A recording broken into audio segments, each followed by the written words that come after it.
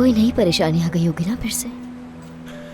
इस बारे में तुम्हें सोचने की जरूरत नहीं है, तुम बस अपने ऊपर तवज्जो दो इस वक्त।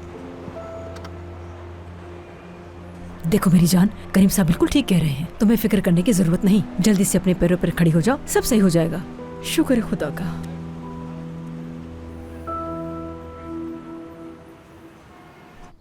सादिया, मैं जा रही हूँ अम्मी जान।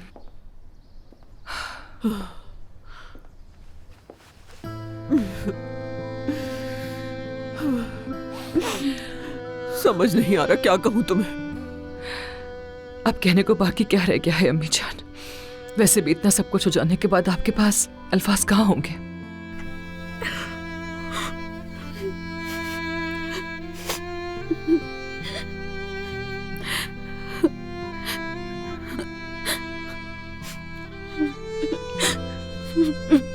अरे मैं कहीं दूर थोड़ी जा रही हूँ मेरी जान।